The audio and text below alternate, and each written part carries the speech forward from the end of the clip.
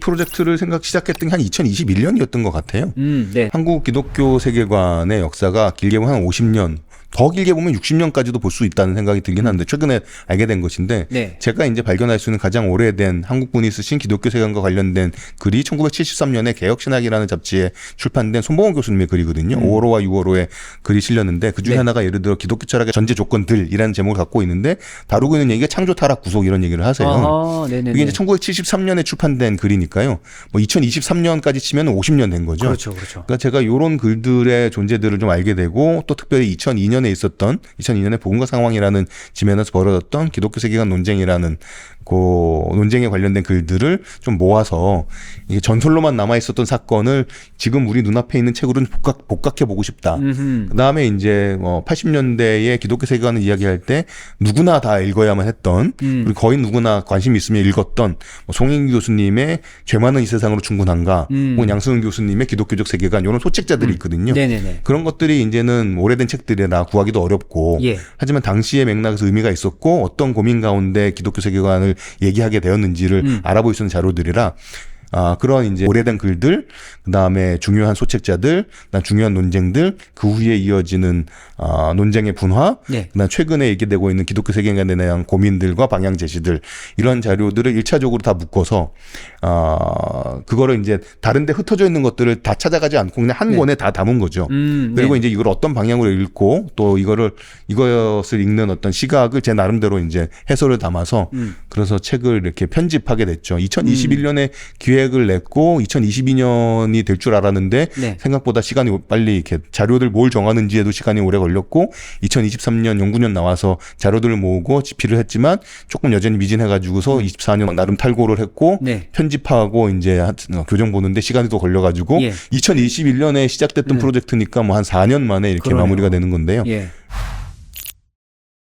네, 이 책이 이제 5부로 구성이 되어 있는데요. 네. 이게 일부는 정간물 혹은 학술지들의 네. 창간사를 담았어요. 네네네. 복음과 상황 창간사, 신앙강문 창간사, 뭐 기독교대학 창간사. 그러니까 어떤 이런 운동들을 시작할 때 그것과 관련된 매체들을 시작하잖아요. 네. 그 매체의 창간사들에는 이 운동을 왜 시작하는지 근본적인 맞아, 고민들이 맞아. 담겨져 있잖아요. 맞아요, 맞습니다. 그것들을 모아서 일부에서 기독교 세계관 운동을 왜 사람들이 시작했는지에 대한 이유들을 좀 추적해 보려고 했고요. 본격적인 역사의 시작은 이제 2부부터 있는데 2부는 이제 뭐 제가 성각자들이라는 제목으로 손봉호 교수님의 글과 그다음에 송인규 교수님의 소책자, 양승훈 교수님의 소책자 그리고 이제 그 외에 꽤 이른 시기긴 한데 지금 봐도 막 이런 문제 제기를 이때 벌써 했단 말이야? 라는 생각이 들 만한 글들이 있어요. 한국 문화와 기독교 세계관을 고민할 때 한국 문화를 고민해야 된다. 네네네. 그 다음에 단순히 지성이 아니라 기독교적 가슴을 추구해야 된다. 그 다음에 이제 이 기독교 세계관에는 타자 중심의 윤리가 있어야 된다. 이런 얘기가 1980년대에 이미 제기가 됐어요.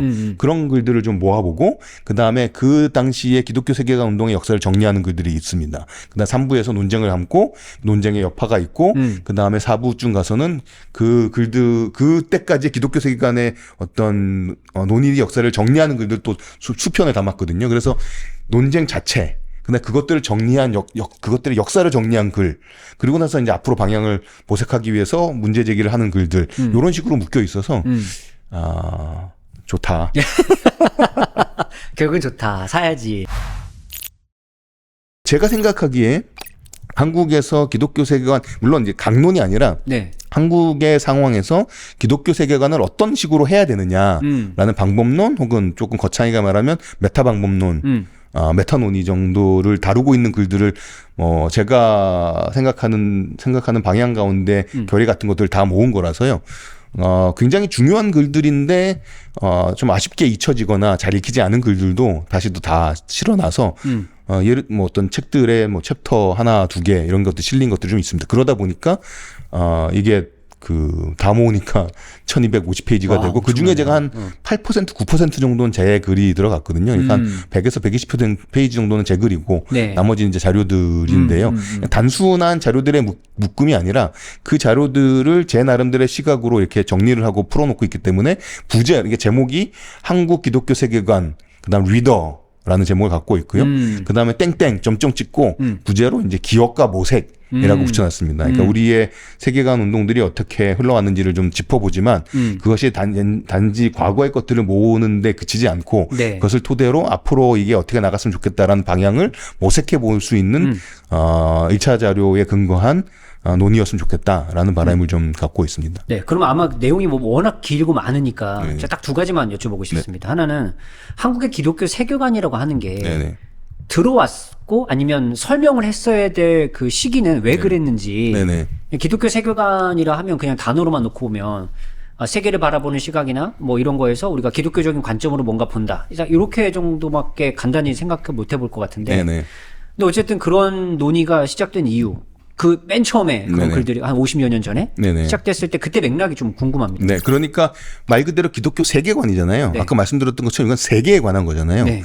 그러니까 기독교 신앙이라는 것이 교회라는 공간이나 시간, 뭐 주일 낮 12시에 교회 공간에만 이렇게 제한되지 않고 네. 이 세계와 관련된 것이다. 라는 게 이제 기독교 세계관의 근본적인 문제의식이잖아요. 네네. 그게 이제 70년대, 80년대, 뭐 늦게까지 90년대까지 한국의 소위 복음주의 진영의 복음주의권의 그 문제의식이 중요했던 이유는 뭐냐 하면 두 가지인 것 같은데요. 하나는 전통적으로 이원론의 극복이라는 표현을 씁니다. 그러니까 아까 말씀드렸던 주일낮 11시 교회 공간과 월요일부터 토요일까지 내가 살아가고 있는 삶의 현장이 두 개로 갈라져서 그렇죠. 서로 영향을 미치지도 못하고 이것과 이거는 관계는 없고 내가 좋은 신앙을 갖게 된다는 건 월요일부터 토요일까지 살아가던 그 현장에서 주일에 몰두하는 신앙이 되어가는 것 이게 이제 좋은 신앙이라고 생각하는 것은 소위 이원론적인 생각이다. 이렇게 이야기를 하는 거죠. 네. 그게 아니라 우리의 신앙은 우리의 삶 모든 영역과 모든 시간과 공간과 관련이 있다라는 것을 이야기하게 되는 게 기독교 세계관 하나의 문제의식이었고요. 또 하나는 특별히 70년대부터 80년대 소위 민주화 운동 시기를 지나면서 그 시기에 사회의 상황을 맞닥뜨렸던 그리스도인들에게 특별히 이제 복음주의권 그리스도인들에게 고민이 있었던 거죠. 네. 나의 신앙이 지금 사회에서 벌어지고 있는 이 변화와 어떤 관계가 있는가. 거기에 관해서 기독교 세계관은 우리의 신앙이 갖고 있는 사회적 의미를 밝혀주는 담론이 되었던 거죠. 이 신앙이라는 게 그냥 예수님 믿고 교회 생활하다가 천국 가는 게 아니라 예수님 신앙, 그 그리스도의 신앙은 그러니까 우리 기독교 신앙은 하나님 나라 신앙이고 하나님 나라는 하나님의 통치가 이 세상에 같이 임하는 것들을 추구하는 것이고 이 세상에서 벌어진 일들이 신앙과 관련이 있다. 그러니까 내가 이 일에 참여하는 것이 신앙 바깥에 있는 일이 아니라 신앙적인 일이다. 그러니까 내가 교회 생활 열심히 하듯이 이 세상의 일에 관심을 갖고 거기에 주의 뜻을 펼치는 것이 의미 있는 것이다.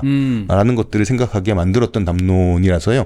이게 근데 양날의 칼이 좀 있습니다. 그러니까 뭐냐 하면 이게 그 사회 변혁을 위한 그 세상 일반적인 담론들이 있잖아요. 네네네. 그거를 당시에 그런 이제 사회학이나 정치 경제학의 이론들을 내가 수용하지 못하고 그것과는 다른 대안적인 혹은 대항적인 신앙 담론으로서 기독교 세계관을 어떤 채택을 했다면 네네. 이게 이 담론을 통해서 사회 참여는 가능하죠. 네네, 하지만 그렇죠. 사회에서 벌어지는 담론에 같이 대화를 가진다기보다는 네. 거기서 이제 또 이게 갈라지는 일이 벌어질 수 있잖아요. 네네네. 그러니까 이게 사회 참여 담론으로서 기존의 사회의 이야기들과 얼마나 대화를 마음을 열고 할 수 있느냐에 따라서 이게 어떤 두 가지 갈림길로 분화되는 현상도 이렇게 좀 찾아볼 수 있기도 합니다. 그럼 저희 뭐랄까요? 약간 제가 속해 있었던 신앙 공동체나 네. 뭐 사역의 현장이나 이런 데서는 흔히 이런 용어를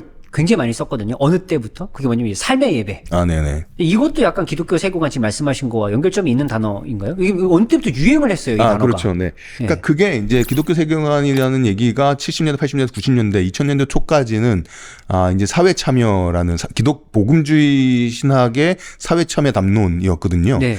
근데 이제 그게 그 얘기는 이제 공공신학을 논의하는 분들하고도 이제 얘기가 이제 됐는데 공공신학은 그렇죠. 어떤 면에서는 민주화된 이후에 그 담론이라고 신학이라고 얘기를 하잖아요. 더 이상 어떤 어떤 급진적인 변혁이라든지 변화들이 요구되어지지 않는 민주시민으로서 참여로서 변화를 추구하게 되는 그러니까 기독교 세계관도 어떤 면에서 그런 급진적 변혁 담론과 같이 이렇게 결을 같이 하다가 이게 공공신학이 자리를 잡게 되는 그런 민주화된 사회나 물론 이것도 영역에 따라서 아직까지 거기에 이르지 못했다라는 처절한 어떤 인식이 있는 경우도 있습니다만 네. 전반적으로 그렇게 됐을 때 과연 이 세상과 신앙의 관계가 있다는 것, 나의 신앙이 온 세계에 관련이 있다는 거 어떻게 표현할 수 있을까? 그래서 소위 말하는 일상의 신학, 삶의 예배, 뭐 이런 표현들이 기독교 세계관의 어떤 특정 부분을 대체하거나 특정 관심을 그런 식으로 표현할 수 있게 되는 거죠.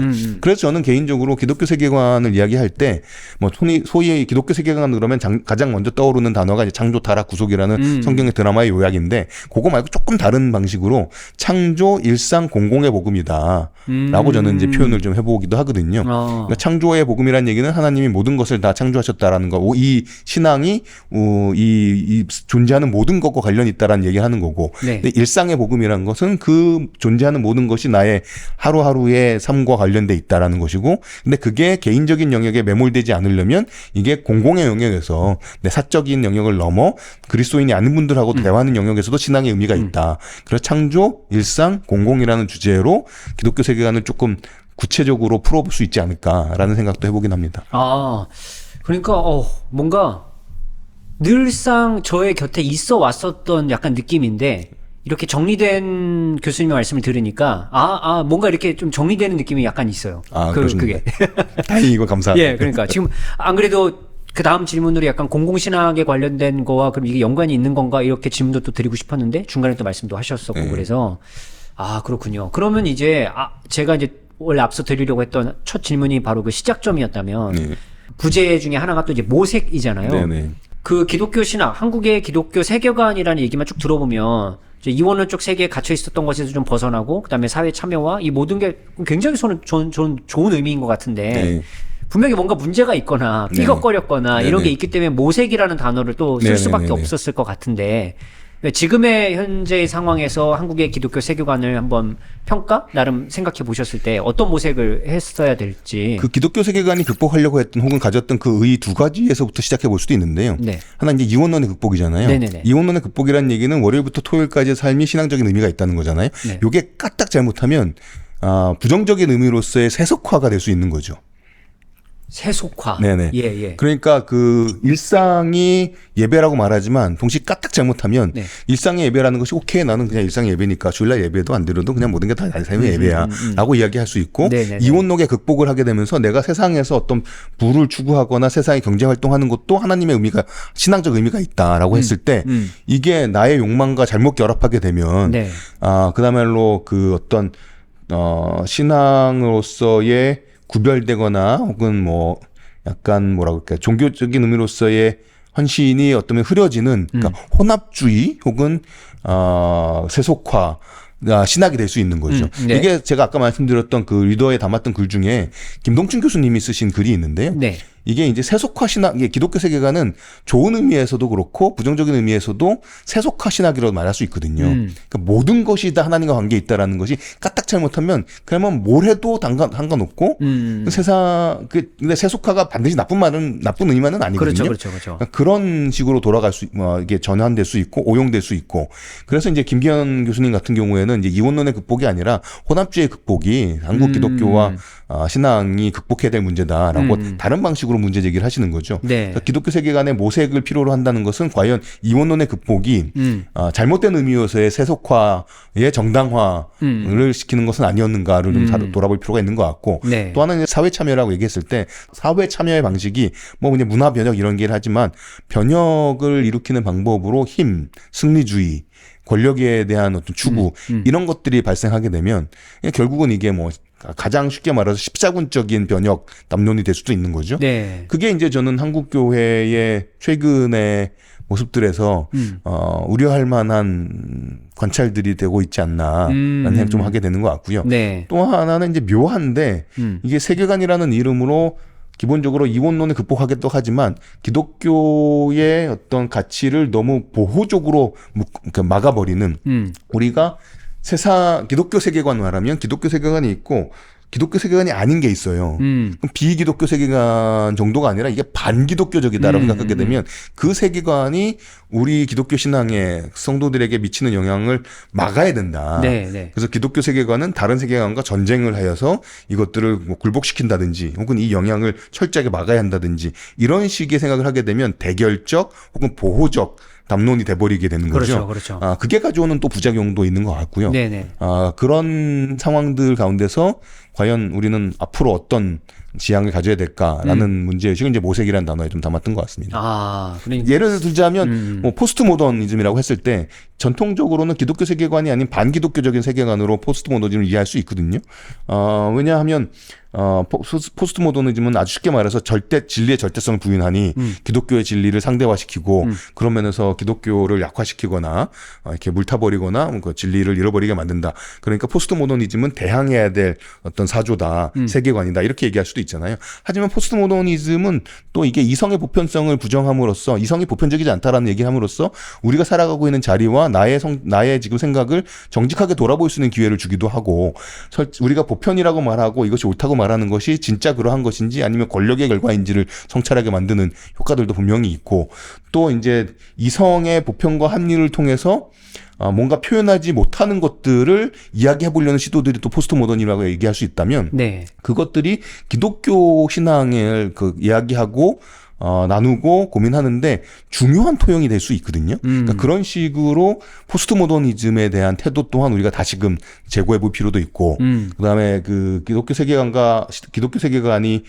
중요한 특징이 되고 있는 복음주의라는 게 어떤 것인지를 또 고민해 볼 필요도 있고 뭐 세계관이라는 개념이 과연 기독교 신앙을 담아내는 그것이 얼마나 적합한지 또 고민해 볼 필요가 있고 왜냐하면 이 역사 가운데서 세계관이라는 개념을 가장 잘 썼던 사람이 누구냐면 히틀러거든요. 그러니까 세계관이라는 말이 갖고 있는 전체주의적인 위험이 있죠. 세계를 내가 관을 갖고 이해해보겠다라는 거잖아요. 이건 전체주의로 돌아갈 수 있고 그것을 주입하고 그것을 습득함으로써 다른 것들을 이렇게 눌러버리거나 폭력적으로 이렇게 통제할 수 있는 일들이 벌어질 수도 있어서 세계관이라는 개념이 복음을 담아내는데 정말 좋은 개념이냐 적합한 개념이냐도 물어볼 수 있거든요. 그러니까 이런 것들이 이제 기독교 세계관 담론이 맨날 창조 타락 중요합니다만 창조 타락 구속이라는 주제를 맴돌고 그다음에 아까 말씀드렸던 것처럼 기독교 신앙을 보호적으로 만드는 보호막으로만 작동하지 않고 정말 21세기를 지나가는 한국 기독교의 의미 있는 담론이 되기 위해서는 이런 모색들을 해야만